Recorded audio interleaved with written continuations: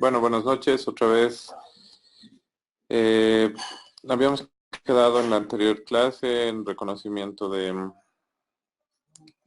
la anatomía. Habíamos visto el tema de los hematomas, como se pueden ver, la importancia de la neuroimagen, algunos signos para que no se olviden.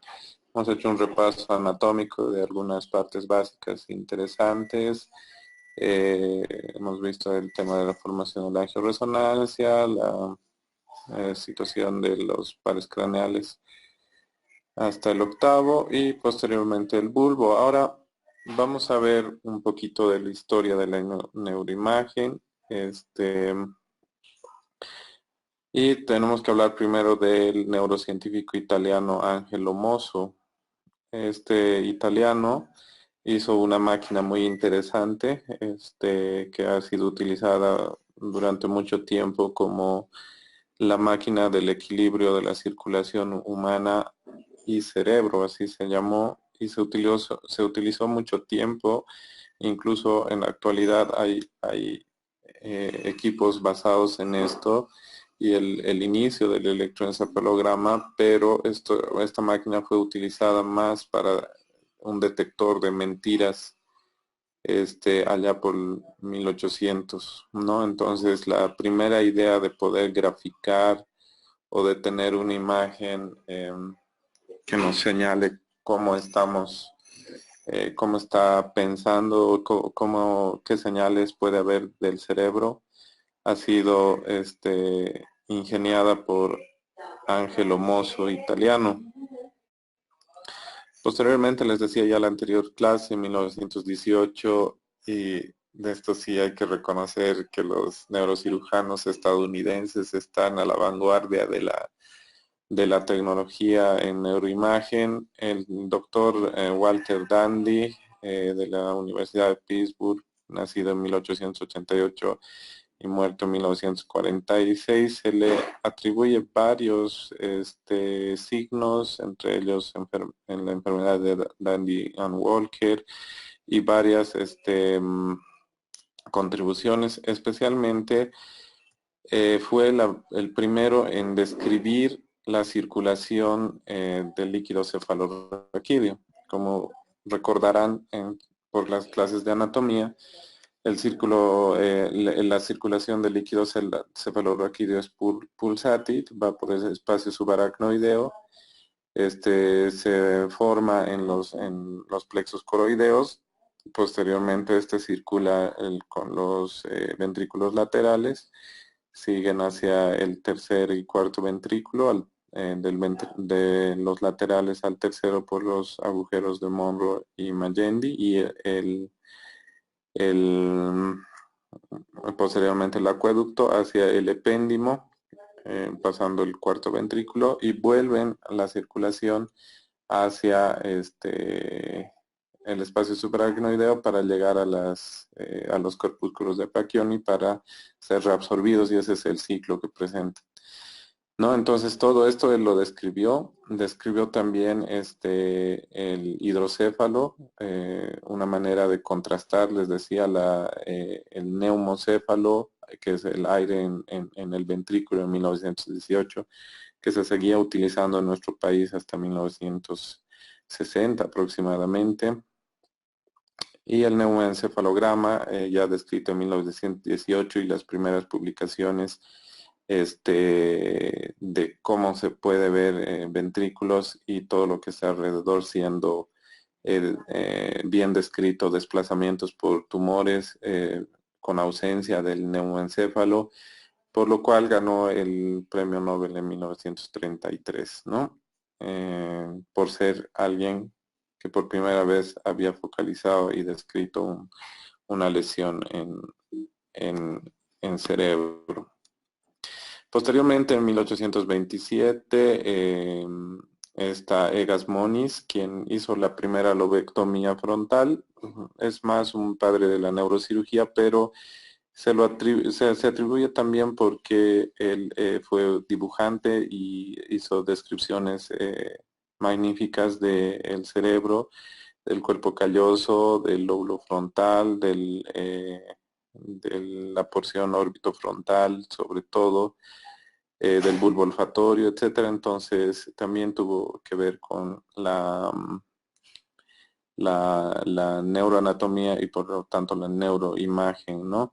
Existe un centro muy conocido en el sur de Brasil, que es el Centro de Neurociencias, lleva el nombre de Egas Moni, si alguna vez llegan por allá. Es un instituto muy, muy grande y de mucho desarrollo. Y él también se le atribuye las primeras descripciones de la angiografía. Ustedes están viendo, esta ya es una angiografía por sustracción digital. La angiografía, como su nombre dice, es el dibujo de los vasos, ¿no? De ahí viene su nombre, angiovaso, y grafía, representación o dibujo. Actualmente se hace mediante una técnica que se llama, esta técnica se llama sustracción digital, ¿sí? Es una técnica que permite irradiar menos al paciente. No, no irradia tanto al paciente y permite obtener varios videos de la primera inyección de contraste. La forma en la que se hace esto es mediante la canulación de la arteria femoral en la pierna. Se sigue una guía y posteriormente un catéter, que ustedes están viendo en la parte inferior, que es blanca. Y se llega, obviamente, pasando el ventrículo izquierdo hacia el tronco braquicefálico, carótida común, y se llega hasta la carótida interna, y en la porción más o menos 2 o 3 centímetros antes de que se convierta en intracraneal, se hace un disparo de medio de contraste que está en una jeringa afuera. Se sincroniza con el técnico radiólogo, que tiene que estar atento para emitir rayos X.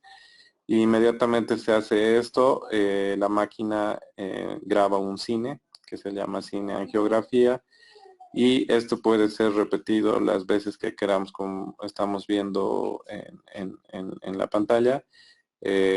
Podemos ver varias veces y así no radiar tanto al paciente, ¿no? También recuerden que el medio de contraste es un líquido. En este caso puede ser iopamirón o puede ser un contraste no iónico, así se llaman. Estos contrastes tienen alta densidad y tienen que ser filtrados por el riñón, y pueden en algún momento, en pacientes que tengan ya un problema renal, causarles una insuficiencia renal. Entonces hay que usar la menor cantidad posible de este medio de contraste. Claro, para el diagnóstico es muy útil, pero hay que ser prudente en la utilización de este medio de contraste porque puede afectar los riñones ya que se filtran en ellos.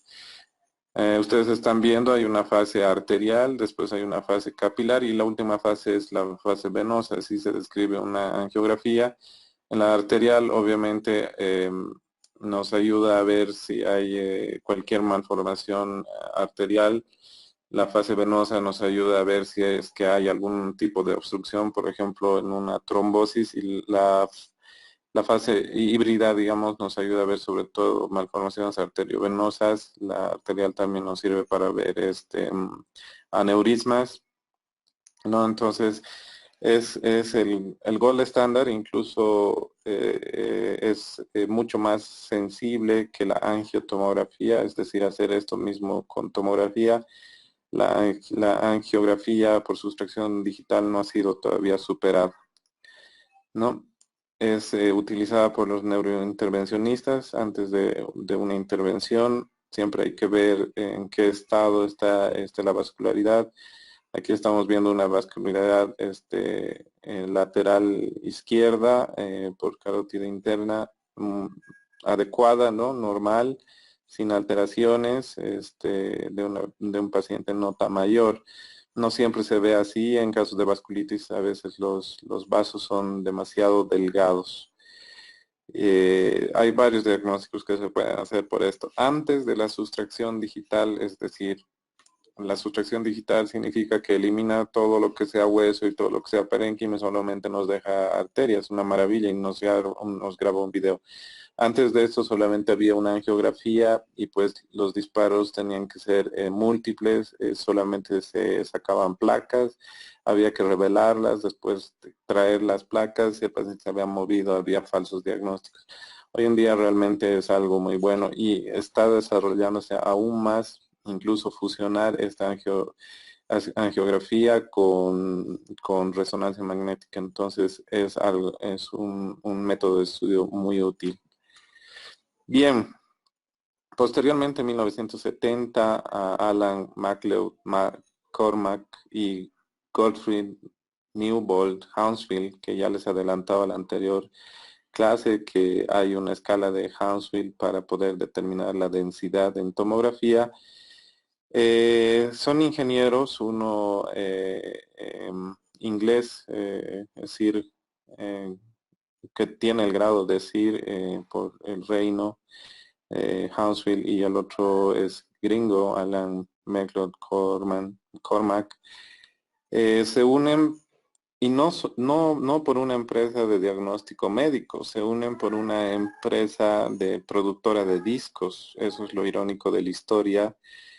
Eh, los llama el grupo EMI, que todos han debido escuchar, es productora de discografía, y les pide que necesitan producir discos a granel, o sea que necesitan repartir los discos en el mundo y que necesitan una máquina que haga este tipo de sellado en vinil para, para la producción. Y ellos empiezan a pensar cómo pudieran sellar este,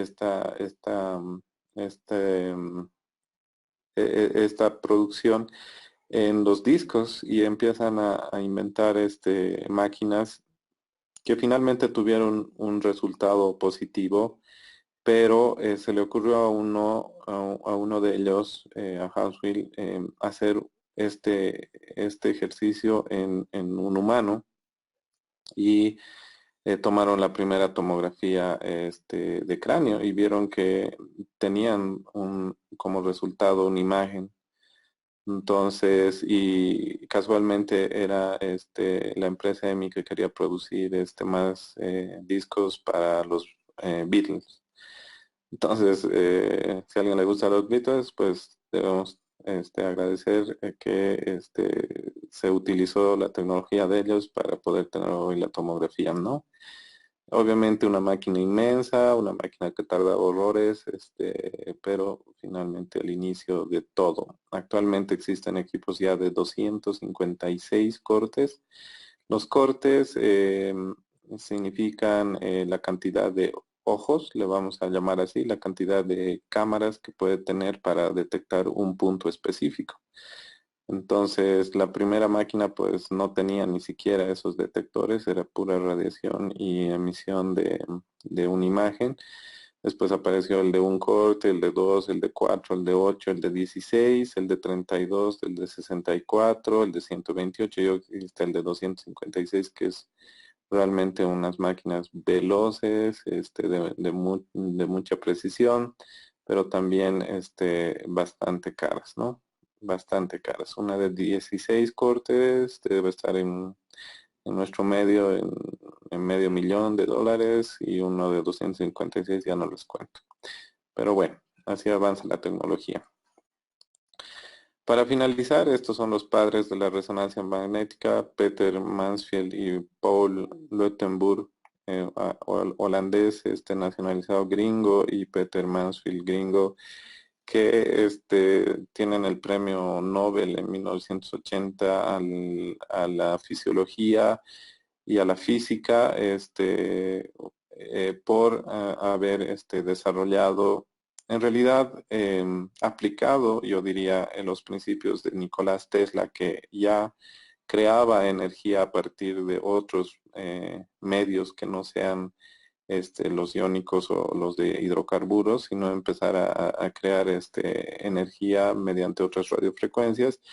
Y bueno, ellos lo aplican y hacen las primeras máquinas de resonancia magnética y ganan el premio Nobel. Pero bueno, se les atribuye también porque han aplicado ese conocimiento. Igual las principales máquinas de resonancia eran enormes, tardaban mucho y actualmente tenemos máquinas que se miden en teslaje. Ahorita les voy a explicar eso. El tesla es como decir centímetro, como decir segundo, es una unidad de medición. Entonces la resonancia magnética se mide en tesla. Existen equipos abiertos de 0.25, de 0.5, de 0.75 Tesla, hasta ahí llegan los equipos abiertos. Y después existen equipos cerrados, es decir, como una dona, como una dona de Homero, que tiene teslaje desde 1 a 1.5, 3 y actualmente 7 Tesla. La UNAM tiene un equipo de 7 Tesla, la Universidad de Sao Paulo tiene un equipo de 7 Tesla, la de Buenos Aires, también la UBA, tiene uno de 7 Tesla. Y bueno, en Europa y en Estados Unidos es prácticamente en todas las universidades, pero esos en Latinoamérica son los que tienen. Todavía en experimentación, todavía se hacen animales, pero la imagen es perfecta, la imagen es increíble, cómo se describe, se ve el líquido cefalorraquídeo en vivo, es impresionante. Yo tuve la oportunidad de ver en UNAM el momento donde ya el 7 Tesla esté ocupado en médicos, o sea, en el ámbito médico ya para pacientes, vamos a hacer realmente una revolución increíble, ¿no? Y bueno, eso ya para no aburrirlos mucho con la historia, pero es bueno saber quién y cómo llegamos hasta acá, porque alguien tuvo que idearse esto, ¿no? Bien, ahora como parte de la introducción, vamos a ver un poquito de los principios de resonancia magnética, eh, sobre todo, después vamos a ver de resonancia funcional y un poco de SPECT. Ustedes están viendo ahí en la pantalla un resonador. Ese es un resonador real de 1.5 Tesla. Ya habíamos dicho que Tesla es la unidad de medición. Y actualmente se puede fusionar imágenes de ecografía con resonancia magnética. Es algo muy nuevo que ayuda a los neurocirujanos a encontrar los lugares problema mediante el resonador. Es algo muy interesante, pero como toda máquina, absolutamente toda máquina tiene un instructivo y en el instructivo hay ventajas, desventajas, qué hacer, qué no hacer. Y eso es algo importante que quiero enfatizar en esta clase porque seguramente ustedes van a tener contacto con estos equipos en algún momento y es bueno que tengan el conocimiento para no meter la pata, ¿ok? Algunos objetivos de esta introducción es ver los principios de la resonancia magnética y sobre todo les traigo toda la familia de secuencias que existen. Las secuencias es como una receta. Las secuencias es como tener, no sé, una receta de cómo preparar un plato especial. Háganse de cuenta, es una receta en el cual nosotros ordenamos a la máquina qué hacer, ¿ok? Y la máquina ordena al cuerpo qué hacer y nuestro cuerpo responde ante eso y la máquina capta y nos crea una imagen. Así más o menos es como funciona. Entre esto, en medio de esto hay algoritmos, hay transformadas de Fourier, hay supercomputadores que están trabajando en esto, pero se los digo así de una manera fácil. Entonces, desde T1 hasta la resonancia magnética funcional, que es la última, todas son secuencias, todas son recetas que hay que saberlas manejar, hay que saberlas interpretar. Yo siempre, cuando era todavía, cuando estaba de radiólogo general, siempre veía la resonancia magnética como algo muy complejo. En medicina yo lo comparaba con terapia intensiva, o sea, lo más riesgoso y y que había que aprender. Porque al inicio la resonancia pues es chino avanzado, incluso siendo ya de tercer año de la especialidad. No, pero una vez que te vas mm, relacionando con las imágenes, te va gustando y vas aprendiendo. Y bueno, he tratado de traer lo más didáctico para ustedes. Sé que es un poco complejo, pero es importante que se lleven por lo menos las secuencias más relevantes, porque van a tener contacto con estas secuencias, ¿ok? Bien, entonces, resonancia magnética, ya les había mostrado en la página de la carátula. Son los resonadores, es como una dona, les decía, el equipo cerrado es como una dona en el cual tenemos un ingreso por donde va a pasar el paciente, tenemos una camilla que se adapta a la gran dona. La gran dona, si ustedes ven o tienen la oportunidad alguna vez de cómo se introduce esta gran dona, es con grúas. Tienen que entrar por el techo. Generalmente estas donas no entran, digamos, por la puerta, porque no hay puerta que la contenga. Muchos hospitales, obviamente, del extranjero ya tienen planificado esto, ya tienen comprado el resonador, en lo que construyen, ya colocan el resonador para no tener que hacer destrucciones posteriores. Pero en Latinoamérica pues hay que hacer el espacio, se abre un espacio en el techo, se coloca con grúas, queda ahí, se hace una base eh, mm, como cimiento para que soporte las 10 toneladas que tiene este equipo, tal vez más, y ya queda ahí el magneto. Después se lo recubre de material de plástico que puede tener la marca del resonador. Como ven ahí, este es un resonador General Electric de 1.5 Tesla, muy buena máquina. Y una vez que está acomodado el paciente, se lo ingresa y, como ven, hacia el resonador. Antes de eso, este, hay que avisar siempre al paciente de qué se le va a hacer, qué va a sentir, que va a sentir un sonido. El resonador tiene un sonido como de taladreo, así pap, pap, pap, pap, pap, pap, pap, pap, pap, pap, pap, pap, pap, y depende de la secuencia. Cada secuencia tiene un sonido especial.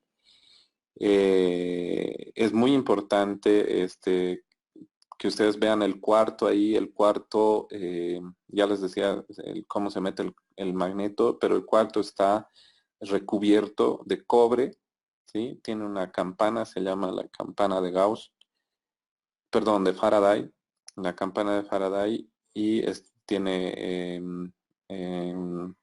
las paredes falsas, las drywall, para poder cubrir esto. Y esto es por eh, por una simple razón física. No puede entrar ninguna frecuencia que no sea la del resonador y del cuerpo humano.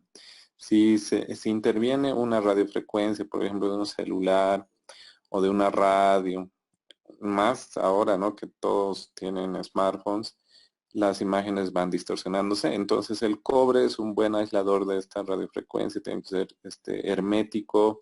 Hay aire acondicionado, no puede superar los 22 grados dentro del ambiente, porque la máquina se calienta.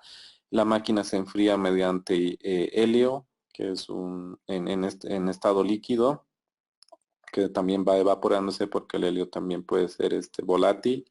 Y alguna vez les decía a mis alumnos que el helio, más o menos, recargar una máquina, un tanque total para enfriar esta máquina,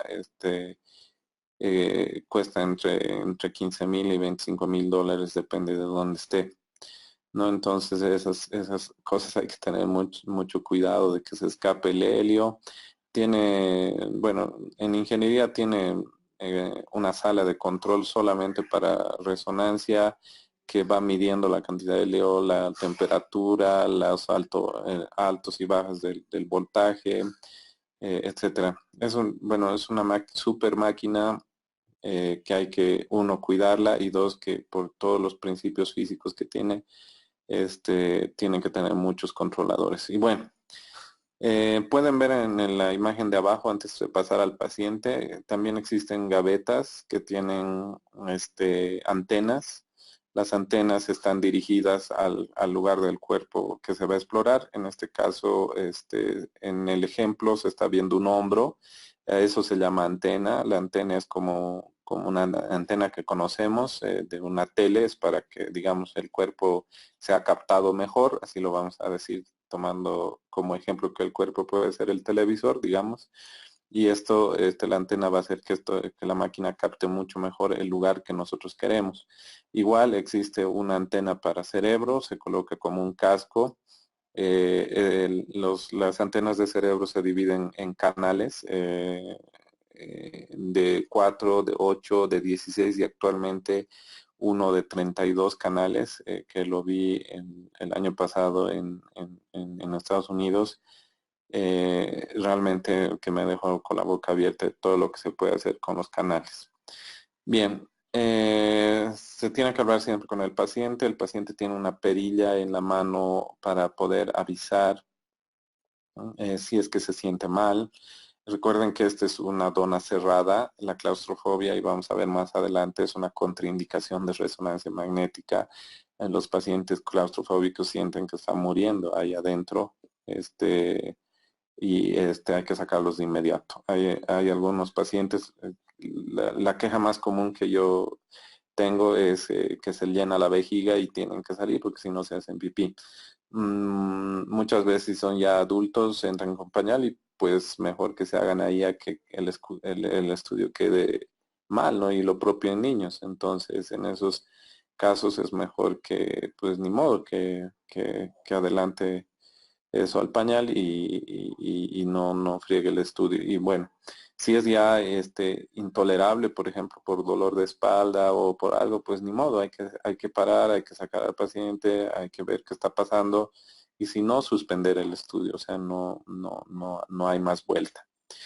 Otra contraindicación, y vamos a ver más adelante, son los objetos metálicos. No puede introducir nada metálico, tampoco el paciente puede tener dentro de él ningún artefacto metálico, por ejemplo, prótesis en el oído, prótesis oculares, marcapaso, es otra contraindicación que se las voy a mostrar más adelante.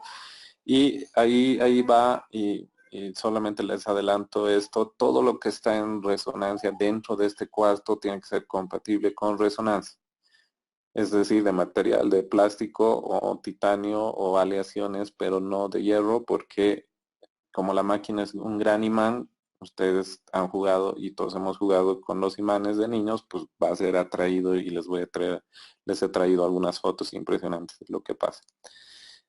Bien, una vez que tenemos un paciente, se le pone toda la comodidad, se pone almohada en la cabeza, almohada en la espalda, a veces almohada en las rodillas, donde el paciente sienta este problema, se lo pone lo más cómodo, porque es un estudio que tarda entre 30 y 40 minutos y tiene que estar cómodo sin moverse. Las manos generalmente van ya sea a los lados o dobladas sobre el abdomen y ya. Bueno, el técnico tiene que ser capacitado, el técnico tiene que haber estudiado resonancia y para salir posteriormente y trabajar junto a nosotros, ¿no? Recuerdo que en México estábamos el técnico, el neuropsicólogo y mi persona siempre ahí viendo y discutiendo los casos.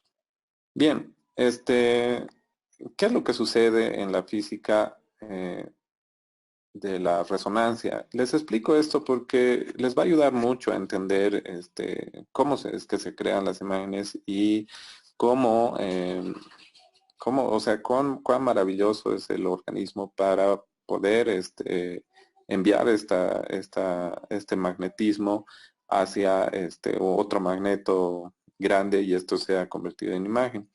Todos, absolutamente todos, tenemos moléculas de agua, ¿no? El cuerpo humano está más o menos fabricado, si le vamos a decir, o compuesto de un 60% de agua, ¿ok? Y un 40% de proteínas, sodio, potasio, nitrógeno, carbono, etcétera. Entonces, en niños esto es 80-20 en la proporción. Entonces, por eso un niño cuando se deshidrata es terrible. Y se hidrata y mejora mucho, ¿no? Entonces, los niños prácticamente están hechos de agua. Y por lo tanto, el cerebro también, ¿no? No hay parte de que no tenga agua y el cerebro también está formado de agua. Bueno, si vamos al detalle, cada molécula de agua, el H2O, va a tener en su interior protones, ¿no? Los protones están girando, y les había dicho en la anterior clase, sobre su eje y sobre una órbita. ¿Sí? A esto se ha llamado precesión y movimiento spin. El movimiento spin es el que gira alrededor de su eje mayor y el movimiento de precesión es el que gira como un trompo en una órbita. Entonces, un ejemplo también muy didáctico es la Tierra, ¿no? La Tierra gira 24 horas y además gira en una órbita, es lo mismo. Qué maravilla, ¿no? Dentro del cuerpo pasa lo mismo. Entonces, este giro crea un tipo de magnetismo y además crea un tipo de frecuencia, ¿no? Entonces, cada molécula va a crear su propio campo magnético, ¿ok? A esto se hace resonar, por eso también el otro nombre de la resonancia magnética es resonancia magnética nuclear, porque estamos en la parte más pequeña, la molécula misma, haciéndola resonar y recibiendo señal de este. Entonces, en la línea azul, ustedes están viendo, nosotros aplicamos una radiofrecuencia, en este caso de la máquina.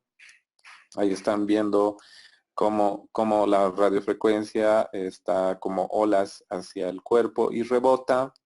Se le pone una antena, ya les dije, para que capte mejor en el lugar que queremos. Y este va a rebotar y va a dar un eco, ¿verdad? Les decía del acantilado, la anterior, les decía que va a dar un eco, ¿sí? Como ustedes han hecho alguna vez un eco en un lugar que tenga buena resonancia. Y esto va a ser captado por la máquina para poder ver una imagen. Ya, vamos a repetir aquí. Una vez que tenemos la radiofrecuencia, se transmite al cuerpo. Y obviamente esto no solo pasa con una molécula, o sea, no pasa solamente con un protón, sino pasan con millones, billones de protones que tenemos en el organismo. Entonces, hagan de cuenta que es un general, ¿sí? Un general que les dice a sus soldados que giren a la derecha, o que giren a la izquierda, o que se den la vuelta, o que se pongan de cabeza, o que den una vuelta de payaso. Es lo mismo lo que uno hace con las secuencias, con el resonador hacia el cuerpo. Por ejemplo, quiero ver agua, entonces yo hago un pulso de 90 y hago un pulso de 180 y voy a obtener agua.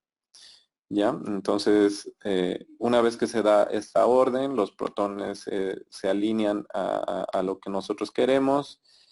Ya les decía, se pone la antena para que esto se capte mejor. Cuando llega a la máquina, se transforma en imágenes y ustedes pueden ver ahí cómo cada imagen en el extremo donde dice slide thickness es un voxel. El voxel viene de volume element. Ustedes han debido hablar de los píxeles, ¿no? Ese es picture element que tiene solamente 2 dimensiones. Cuando ya tienen un volumen 3 dimensiones, entonces se llaman el voxel. Cada voxel va llenando una matriz. Ustedes están viendo ahí una como malla, eso se llama matriz, y la malla va dibujando con cada voxel la imagen. Qué maravilla, ¿no? En este caso, por ejemplo, este es un ejemplo de una imagen de abdomen, lo negro o gris más grande es el hígado y lo gris más pequeño es el vaso. Entonces así se va llenando la matriz. Obviamente esto es matemáticamente súper avanzado. Hay, les decía, una transformada de Fourier que es la que lleva el voxel al sitio exacto, y actualmente las máquinas que tienen más teslaje asumen, o sea, dibujan una línea y asumen la siguiente, y por eso son máquinas muy grandes. Hay una técnica que se llama propeller, que lo hace como las hélices del avión, entonces va dibujando de una manera muy rápida, asumiendo ya por matemática solamente dónde puede estar otra imagen similar a la que están eh, eh, emitiendo. Bien, una vez que adquirimos un primer volumen, así como vieron las películas de Pixar, van dando una forma, en este caso una cabeza. Hagan de cuenta que lo negro, el cabello puede ser, no sé, el óvulo frontal, y la oreja puede ser el temporal, etcétera. Y va dibujando primero así de tosco, posteriormente hace una imagen mayor donde ya, digamos, lo amarillo puede ser la grasa, lo azul puede ser el agua, etcétera. Y finalmente obtenemos esta imagen ya en rendering, que es la imagen que ya es diagnóstica, y podemos diferenciar bien, muy bien los contornos, podemos diferenciar cada botón dibujado en cada punto para poder ver ya mejor la imagen. Y ustedes están viendo ahí ya un ejemplo de una resonancia magnética en corte sagital, que es mía. Yo soy, este es el lóbulo temporal, creo que estoy bien nomás. Y llegas a este punto. O sea, realmente una tecnología de punta actualmente para salvar vidas, ¿no? Y no solamente eso, ustedes están viendo ahí el tracto visual. Esta tecnología se llama DTI, esta secuencia se llama DTI, que es tensor de difusión imaging, que nos dibuja la vía visual desde el ojo, el nervio óptico, el quiasma óptico, la cintilla, las radiaciones ópticas, hasta el occipital, donde se transforman las imágenes para que nosotros podamos ver. Entonces ya podemos hacer estos tractos y saber dónde puede existir alguna alteración. Les comentaba la anterior vez que se puede hacer conexiones de Wernicke con Broca en el fascículo arcuato para ver si hay algún problema de transmisión ahí. Prácticamente es un dibujo de los cables internos, los axones que están conectando las diferentes áreas. Realmente maravilloso. Bien, y una gran pregunta que se puede hacer, a ver, podemos respirar un poquito, es ¿de qué parte del cuerpo se puede hacer resonancia? Es una pregunta interesante porque no todos sabíamos o desconocemos las indicaciones principales, o cuál es mejor o cuál es peor, como me preguntaban en la anterior clase. En realidad, resonancia magnética hoy en día se puede hacer de todo el cuerpo, ¿sí?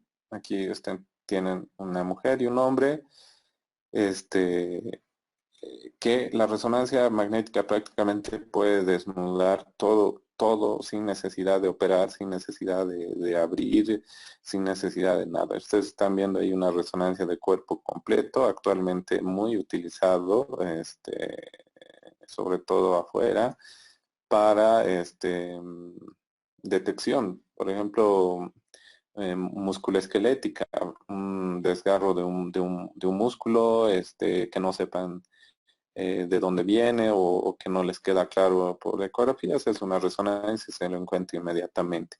También ven muy bien los huesos, como ustedes están viendo ahí, por ejemplo, un tumor de hueso que esté en varios huesos, se los puede ver perfectamente.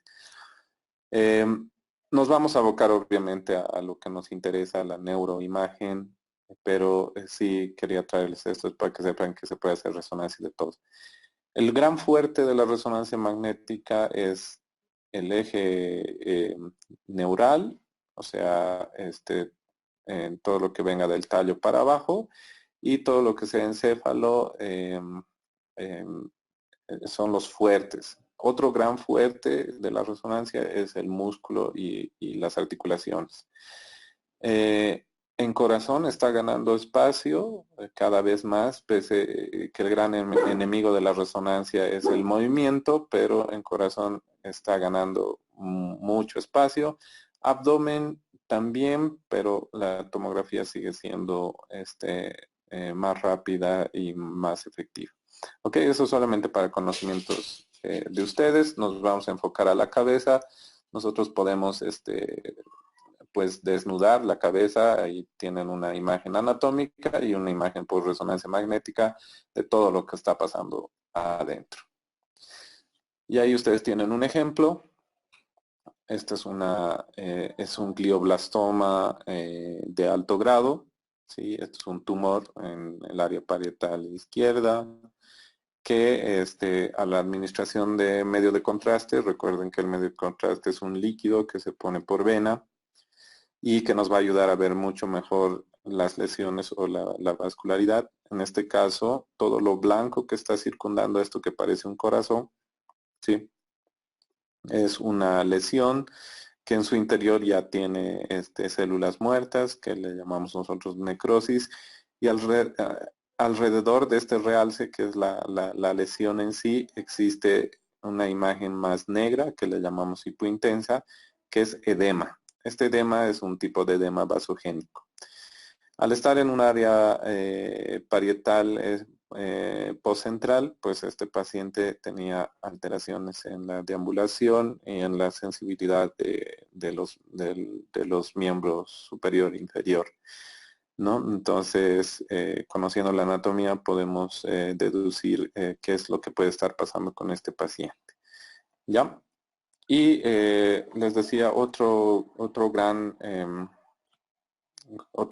aporte de la resonancia es la columna, todo el eje neural, la columna cervical, la columna dorsal y la columna lumbar. Recuerden, por anatomía tenemos 7 vértebras cervicales, tenemos 12 vértebras dorsales y tenemos 5 lumbares, ¿no? Entonces todas ellas las podemos describir, pero sobre todo la médula y las raíces nerviosas, que a veces también son causas de dolor. Ahí estamos con una representación de parte de la dorsal y el inicio de la lumbar en una resonancia magnética en secuencia de T2 que nos muestra agua y en corte de lado que se llama sagital, ¿no? Como viendo a un paciente como lo están viendo en la figura. Y es totalmente normal, ¿no? Les traigo una imagen totalmente normal de una columna, sin hernias, sin protrusiones, sin extrusiones, sin tumores, nada. Absolutamente así se tiene que ver una columna normal. Y ahí ustedes están viendo una imagen que ya no es tan normal. En este caso estamos viendo una columna cervical. En la columna cervical aproximadamente a nivel de 2, 3, 4, 5, a nivel de... No, este ya es 2, perdón. Este es 3, 3 y C3 y C4. Estamos viendo una gran salida del núcleo pulposo. Esto es una hernia. Sí, esta es una hernia. Obviamente la hernia aprieta la médula y causa sintomatología increíble en el paciente, ¿no? Prácticamente dolor y anestesia de los miembros superiores sobre todo, ¿no? Recuerden también que esta área es muy sensible, de tener trauma por accidentes de tráfico. Les hablaba del bulbo cuando el diente de C2 se incrusta en el área cardiovascular y muere. Y en este caso, esta hernia ha sido causada por un accidente de tráfico en el cual se hace un movimiento en látigo, una aceleración anterior y desaceleración posterior. Y lo que existe entre vértebra y vértebra, que se llama disco intervertebral, pues se sale, ¿no? Sale y donde tiene espacio, pues al canal medular y eh, aprieta la médula, ¿no? ¿Recuerdan el artista Christopher Reeve que cayó del caballo, tuvo una lesión medular a este nivel y pues quedó cuadripléjico, ¿no? La resonancia como sí sola actualmente se puede hacer de todo el cuerpo. Lo que viene en un futuro es la fusión, es la unión de la resonancia magnética con la parte molecular. Sí, o sea, no solamente ya nos permite ver estructuras, y esto también seguramente va a entrar en resonancia funcional, pero todavía no está, por lo menos que yo lo haya visto en textos ya serios. ¿Qué significa esto? La parte molecular es igual que el contraste, se administra una molécula inestable o radioisótopo por la vena, y este medio radioactivo va a ir hacia todo el cuerpo, y cuando se fusione con la resonancia nos va a decir exactamente dónde está el problema. Entonces es algo que se utiliza, que ya se utiliza mucho. La máquina, pues no les cuento, es por encima de los 17 millones, ¿no? Pero bueno, en algún momento lo vamos a tener, y esta es la fusión, ¿no? De la fusión en gris o plomo que ven, que sería todo lo anatómico, y la fusión de moléculas en rojo, que finalmente se unen y nos ayudan mucho, mucho al diagnóstico. Y en cerebro también se utiliza, y seguramente ya se va a utilizar esto en funcional, estoy seguro.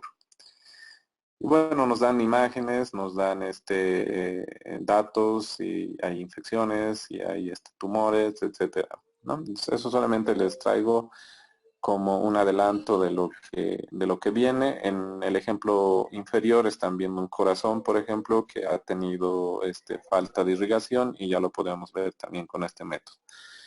Aquí les traigo otro ejemplo este es un estudio mamario que fusiona estas dos tecnologías y nos puede detectar todos los puntos rojos que ustedes ven en el lado izquierdo, que es un tumor de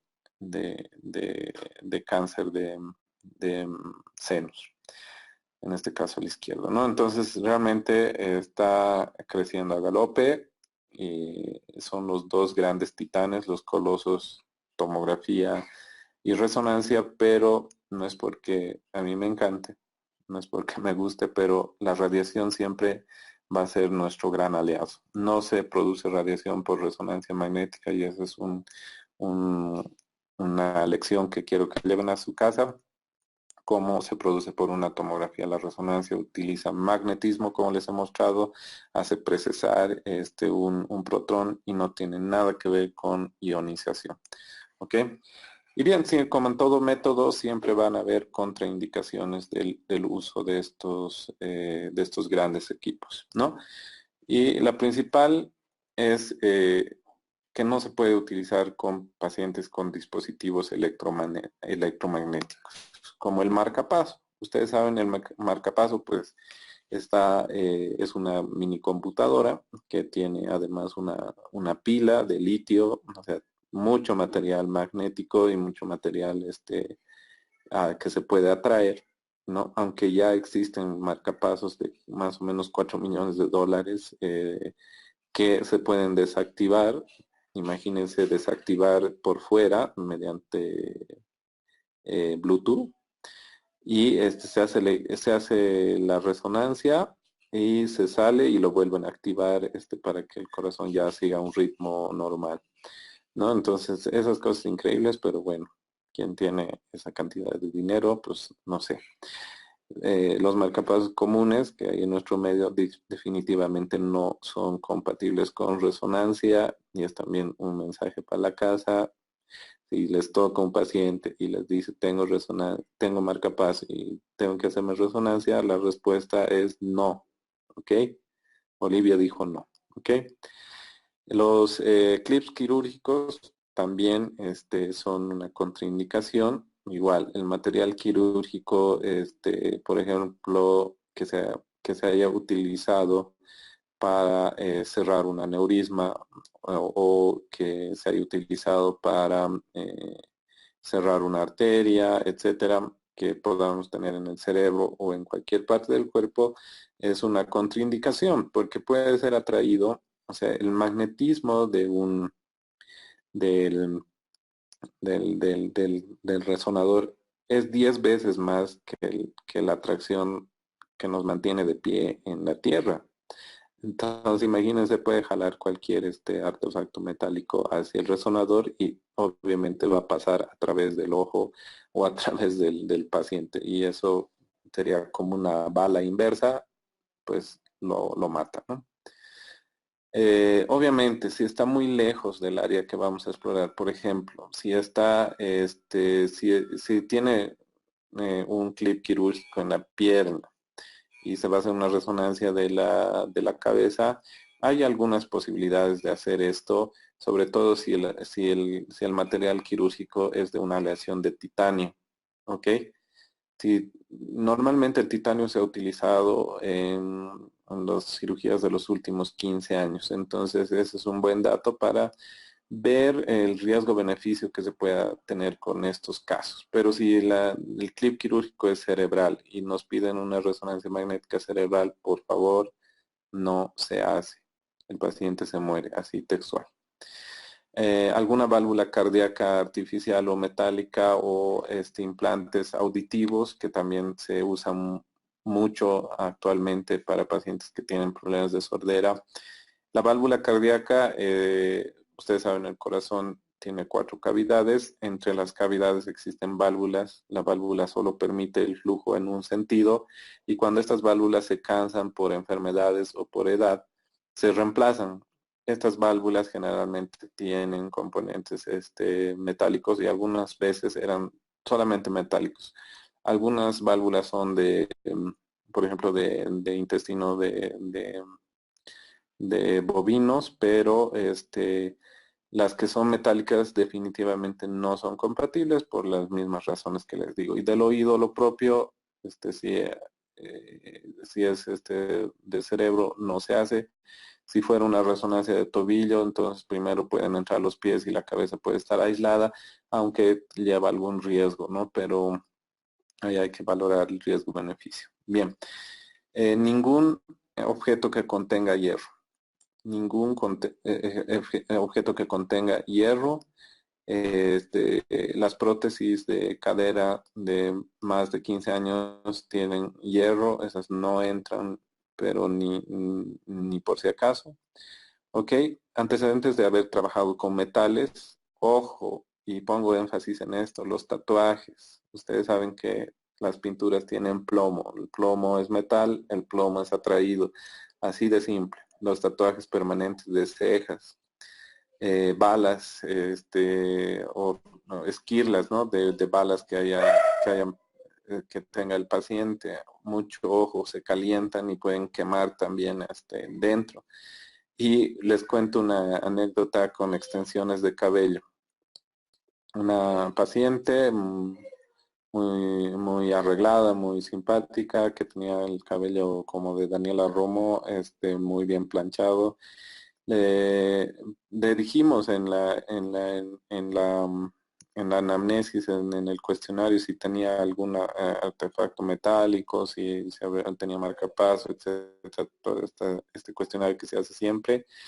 Y nos dijo que absolutamente nada, que no tenía, bueno, pasa a un vestidor donde el paciente prácticamente solo pasa en ropa interior baja y la introducimos al resonador acompañándola y inmediatamente se le pararon los cabellos.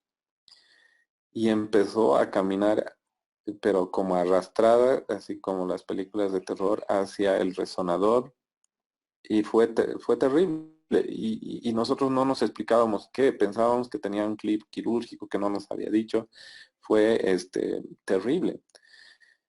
Entonces, en ese caso, los fabricantes de los resonadores tienen un botón así como de alarma, el cual expulsa todo el helio. El helio enfría, ya les había adelantado la máquina, y si se expulsa todo el helio, el magneto cae, o sea, deja de tener la atracción. Pero se fueron en el aire, $15,000 les adelantaba por culpa de una paciente que no nos dijo que tenía extensiones de cabello. Tenía un montón de trabas, ya luego lo vimos en rayos X porque no entendíamos qué había pasado, extendiendo los cabellos hasta la cintura, o sea, terrible. Y una vez que, bueno, salimos con ella y le dijimos que por qué nos dijo eso, que tiene que volver entonces para hacer su estudio sin extensiones del cabello, nos dijo que primero muerta antes que sencilla, y se fue. Así fue esta anécdota, entonces les paso ese dato. Siempre vigilen que no tengan trabitas, que no tengan extensiones de cabello, que es la primera vez que yo conocí que era eso. Bien, diabéticos con hipoglucemia anteorales tampoco pueden entrar a la resonancia, y esto es una contraindicación relativa. Ustedes saben, los diabéticos manejan mal la glucosa, la acumulan en su cuerpo y el cuerpo no entiende eso. El cuerpo lo entiende como que falta glucosa, ¿ok? A eso nosotros le llamamos hipoglucemia, ¿ok? La hipoglucemia a ustedes o a cualquier persona que no tenga diabetes le puede causar desde escalofríos, sudor frío, hasta desvanecimientos y pérdida de conocimiento. Entonces, por eso un diabético con tratamiento de oral de pastillas que bajen el azúcar tienen cierta restricción de la resonancia. Yo diría con una buena guía de sus médicos no habría por qué restringirlo. No he tenido casos complejos. Se les da un dulce, se les da un dulcecito y se los mantiene vigilados, se les pone un monitor compatible con resonancia y se va viendo cómo está la presión arterial, etcétera, y no ha habido más complicaciones, pero es bueno que lo sepan. Eh, ¿Qué pasa en pacientes embarazadas? ¿Está contraindicada la resonancia o no? Actualmente la resonancia magnética en embarazadas solamente está contraindicados en el primer trimestre. ¿Ok? ¿Por qué? Porque en el primer trimestre es la formación morfológica embrionaria del bebé. ¿Ok? Entonces como no se puede hacer experimentos, digamos, y decir, de 100 mujeres que hemos hecho resonancia en el primer trimestre, 3 salieron con malformaciones congénitas, entonces se llegó al consenso de que no se puede hacer en embarazadas de menos de un trimestre. Ahora, ¿qué pasó en embarazadas del segundo trimestre? El bebé ya está formado, el bebé solamente está en crecimiento, etcétera. Entonces, allí sí se hizo resonancias aisladas, igual en una balanza de costo-beneficio, en el cual actualmente una resonancia en el segundo trimestre, por ejemplo, nos puede mostrar un cráneo faringioma, nos puede mostrar ausencia de cuerpo calloso, nos puede mostrar cuando los bebés vienen fusionados, un cefalopagos, hasta donde llega el cerebro de uno, hasta donde llega el cerebro del otro. O sea, la resonancia también está creciendo en el ámbito de embarazo, sobre todo para sospechas de algunas malformaciones cerebrales o del cuerpo, ¿no? Ausencia de un miembro, por ejemplo, etcétera. No se hace de rutina. En el extranjero solamente se hace en sospecha de que exista sospecha por ecografía de, digamos, ausencia del cuerpo calloso, y se le pide resonancia magnética. O que se vea una holoprosencefalia y no se sepa si es de tipo abierto cerrado y se hace una resonancia. No les digo, tiene indicaciones bien específicas, pero se utiliza. Muy bien. Siempre recalcarles, este letrero lo van a encontrar en la puerta de todos los resonadores. ¿Sí?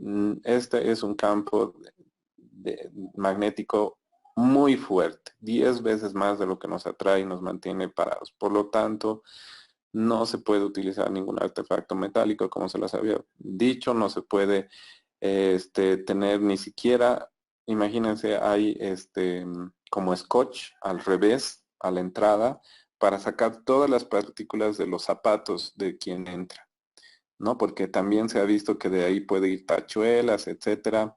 No, no se pueden poner pacientes con prótesis de hierro, los tatuajes, hay que entrar sin reloj.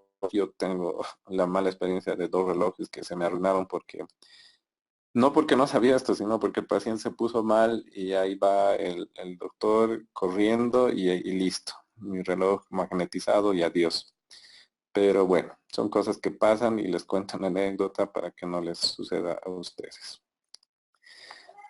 Esta es también una señal que lo van a encontrar siempre. Como vean, está muy, muy, muy señalado lo del marcapaso porque han habido casos horribles.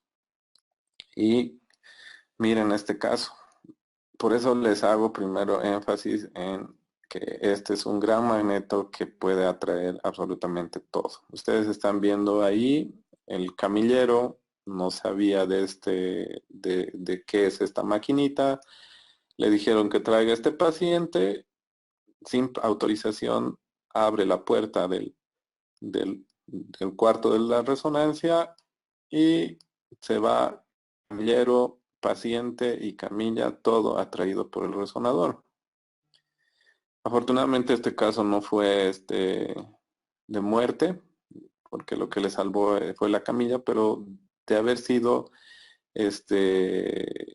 bueno, que no tenga ninguna protección lateral, el paciente estaba del otro lado, ¿no?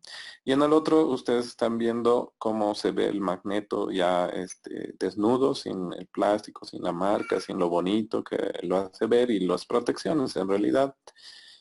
En este caso con la tracción de un tubo de oxígeno. ¿Ok? Entonces, mucho cuidado con esto.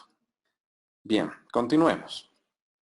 Una vez que hemos visto ya este mundo físico, estos cuidados que hay que tener con resonancia, y entramos un poco a la conformación de estas imágenes y los cortes que tienen estos. Así como, y permítanme el ejemplo, existen cortes de carne, ¿no? Que punta de S, que bife, etcétera. Existen también cortes en resonancia magnética, que es la orden que nosotros damos a la máquina para ver diferentes estructuras, para ver mejor diferentes estructuras. Por ejemplo, el cuerpo calloso en la primera imagen se ve mucho mejor en un corte sagital medial.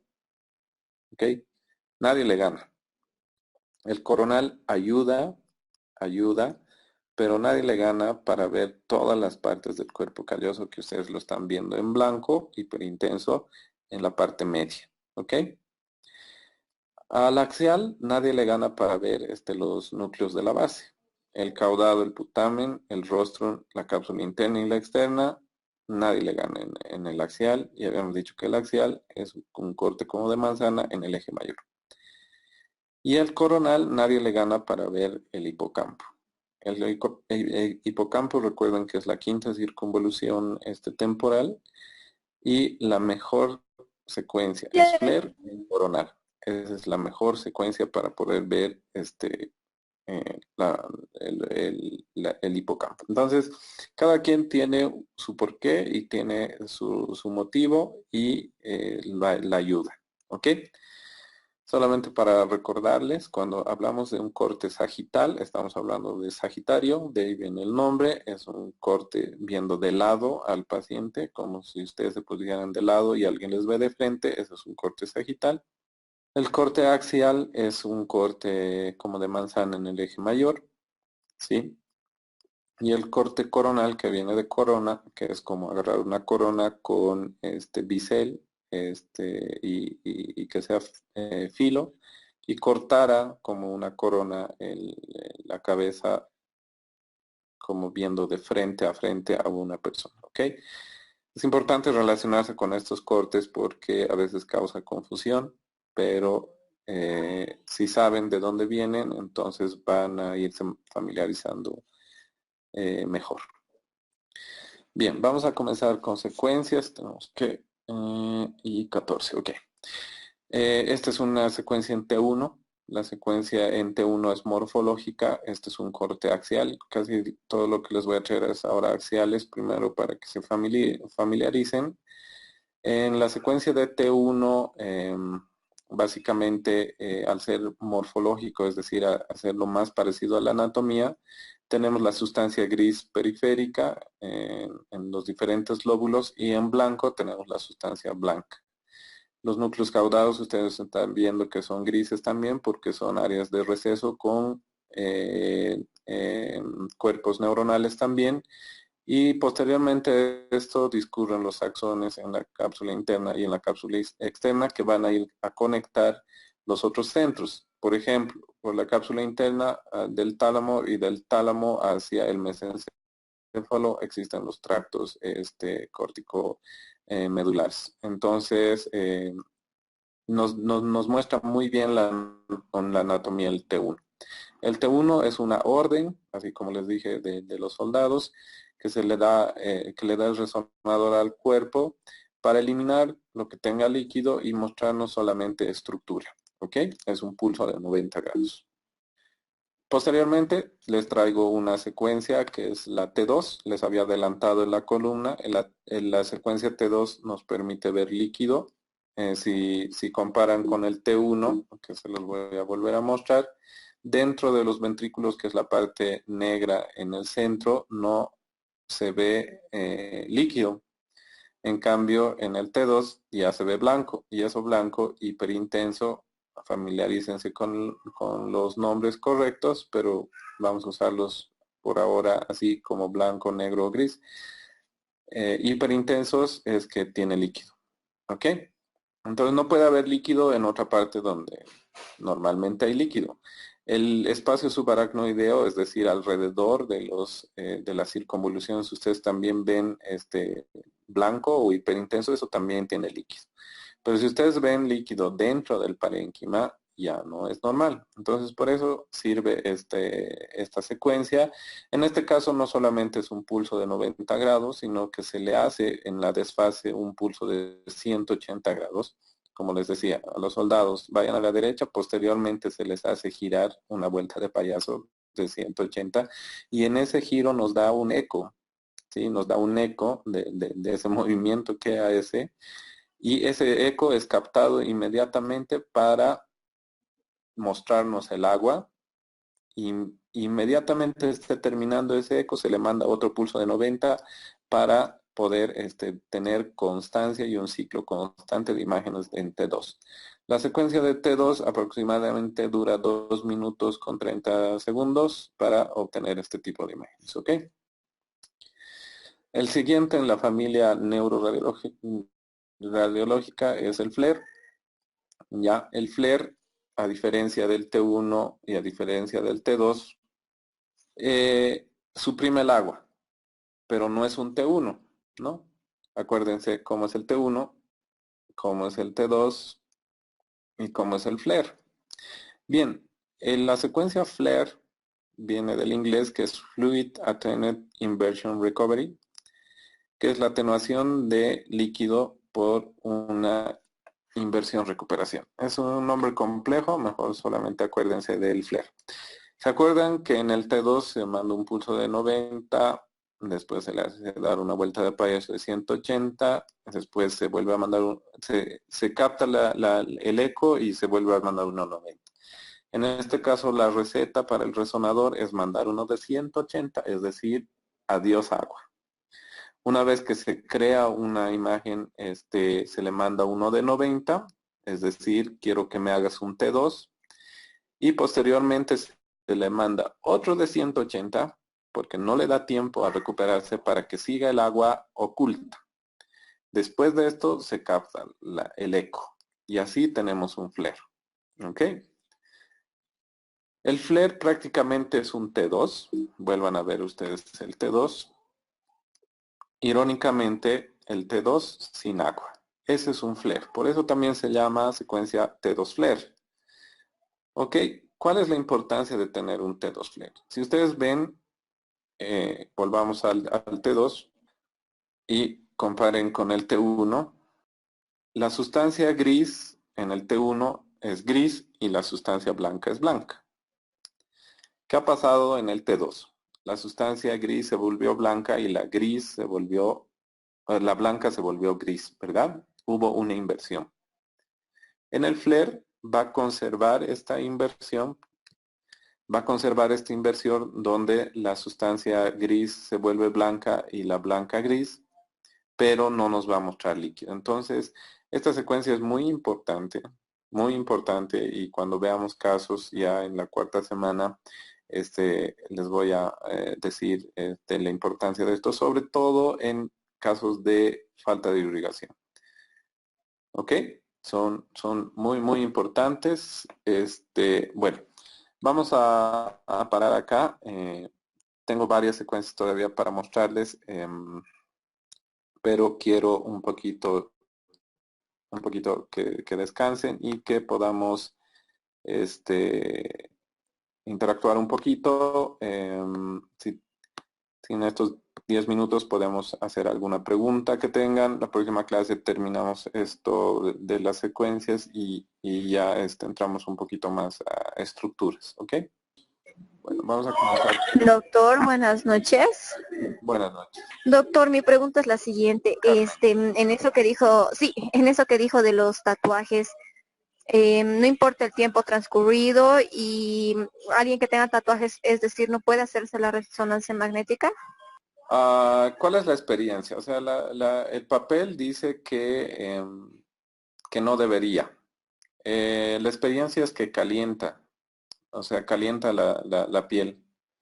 Nuestra alternativa con pacientes que se hacen tatuaje permanente de cejas, por ejemplo, muy común en damas, es colocar un apósito, o sea, una gasa húmeda en las cejas y pasarlas así si es de cráneo. Si el tatuaje está fuera del lugar que le vamos a explorar, no hay problema. Pero ustedes son testigos de que cada vez más bien ya solamente se ve el espacio de piel que no tiene tatuaje en algunos jóvenes. Entonces, esos pacientes seguramente van a ser rechazados. Yo no lo haría. No he tenido un caso así de tatuaje de full body, de todo el cuerpo, solamente estos de cejas, alguna vez de hombro, pero teniendo esta precaución no he tenido problema. Gracias, doctor, le agradezco. No, de nada. Doctor, ¿cómo está? Buenas noches. Buenas noches, Valeria. Bueno, mi consulta es la siguiente. ¿Tiene que pasar un transcurso de tiempo para realizar una segunda resonancia magnética en el caso de que haya sido con contraste? Esto, bueno, por ejemplo, en una resonancia magnética de la glándula hipófisis. Muy buena pregunta. Afortunadamente, el medio de contraste que se utiliza en resonancia magnética se llama Magnevist o migoblina. Este medio de contraste es utilizado en muy poca cantidad. Se calcula por los kilos del paciente. Nunca supera una dosis mayor a 7 milímetros. Eso es lo máximo, mililitros, perdón, es lo máximo que se puede introducir. ¿Qué significa eso? Se va a eliminar de forma más rápida. A comparación de la tomografía, por ejemplo, que el medio de contraste no iónico se administra entre 60 a 120 mililitros. En este caso es muy poco, se elimina muy rápido. Pero ¿cuál es la contraindicación actual? En pacientes que tengan ya problemas renales, es decir, que no funcione su riñón, si nosotros administramos este medio de contraste, seguro vamos a causar una alteración. En este caso no se utilizaría contraste en el caso específico de que me dices de hipófisis. Si es que se ha hecho, por ejemplo, la anterior semana, se puede esperar un mes para hacer la siguiente. Generalmente no pasa eso porque ya no hay tanto deterioro del paciente en un mes. Los controles de hipófisis se hacen cada 6 o cada año. Entonces, si es que se tuviera que hacer porque el paciente empeora, porque la cirugía no salió bien, etcétera, no hay problema de volver a pasar medio contraste. Gracias, doctor. Bueno, Hola doctor, buenas noches.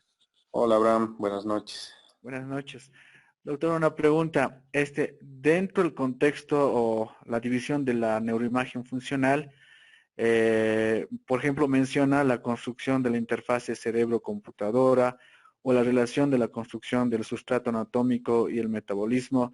Y ahí como que quiere mencionar la función cognitiva, o sea, la identificación del pensamiento o la lectura del pensamiento. Mi pregunta es, doctor, ¿se puede la función cognitiva demostrar dentro de la neuroimagen funcional? Como señalaba en la anterior clase, cada vez va creciendo mucho más.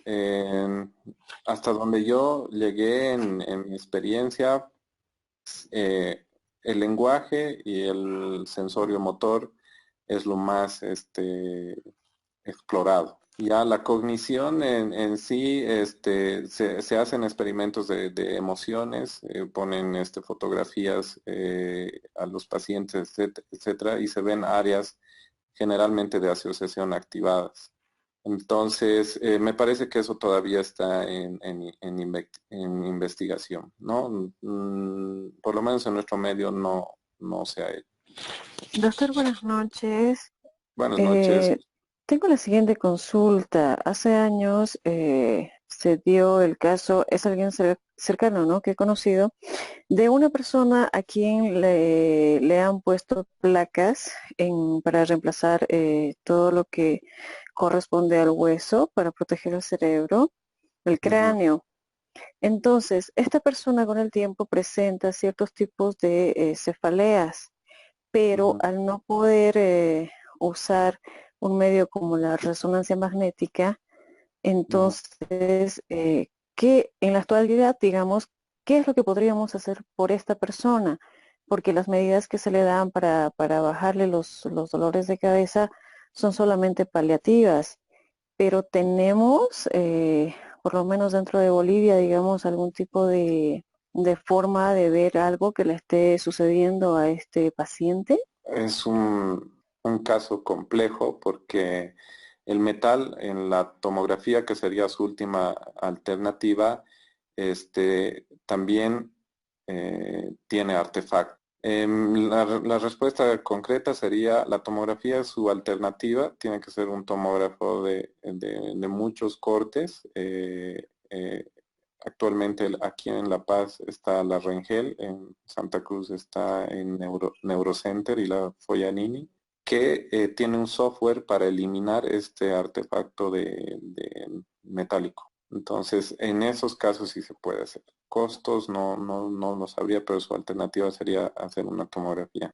Sí, la pregunta era sobre todo dirigida porque he visto varios casos de personas que durante su infancia puede ser que sufrieron algún tipo de accidente y tuvieron, ¿no?, que ponerles como implantes craneales, pero son metálicos. Entonces llegan a una edad adulta en la cual en algún momento requieren de algo más especializado, pero no es posible, digamos, o por lo menos no se sabía. Y como usted ahora indica, entonces una tomografía sería lo más adecuado. Sería lo más adecuado, sí, con un software que elimina ese artefacto, porque recuerden, les decía, los rayos X chocan con el cuerpo. Sí. La densidad máxima del cuerpo es la que tiene el hueso, que más o menos supera las 1000 unidades Hounsfield. Un metal está superando las 2000 unidades Hounsfield, entonces obviamente va a tener artefacto que es como un destello, tal cual estrellaría, digamos, un meteoro, un meteorito. Entonces, eso ya se puede eliminar con un software, pero tiene que ser una máquina buena, ¿no? Muchas gracias, doctor. De nada. Ya, ahora a ver algunas escritas, chicos, antes de terminar. Mónica decía de los tatuajes, ya los respondimos. ¿Cuántos Teslas tienen nuestros equipos en Bolivia? Tenemos de 1.5 Tesla, en La Paz tenemos 4, en Santa Cruz tenemos ya como 6. También nos pregunta Robert si la resonancia abierta implica menos riesgo en el cuerpo con cuerpos metálicos. Sí, la respuesta es sí. Los resonadores abiertos, que es como un Pac-Man, al tener menos magnetismo, producen menos atracción, pero las contraindicaciones absolutas que se los da en el cuadro, no, definitivamente. Robert también pregunta cómo se predetermina la grilla donde se hace coincidir el voxel. Me imagino que se refiere a la matriz. La matriz se la programa desde la computadora, ¿no? Y hay diferentes tamaños de matriz según el tamaño del área que queremos explorar. Y Robert también pregunta si el titanio en cráneo y cara, no siendo riesgo, contraindica la resonancia de encéfalo. El titanio es compatible con una máquina, pero va a causar algunas deflexiones de la señal. ¿Qué hago yo particularmente cuando tenemos un caso que no sabemos si es titanio o es aleación, porque eso tampoco se puede asegurar a menos que tengamos el prospecto de la prótesis? Es hacer un primer intento en el localizador que llamamos y ver si ahí hay algún tipo de molestia, siempre y cuando traiga el prospecto de titanio. Si no ha habido ninguna molestia, entonces continuamos con la siguiente secuencia, siempre viendo en la cámara si es que hay alguna alteración y diciéndole al paciente que mueva los pies, inmediatamente sienta calor o algo raro. Así no he tenido problemas, pero las contradicciones absolutas definitivamente es no. Bien, muy bien, con eso terminaremos la clase de hoy día. Vamos a continuar con las secuencias la próxima clase. Ha sido un gusto tenerlos. Por favor, manden su nombre escrito al chat para el control de asistencia y con eso terminaríamos. Que tengan buena noche y que estén bien.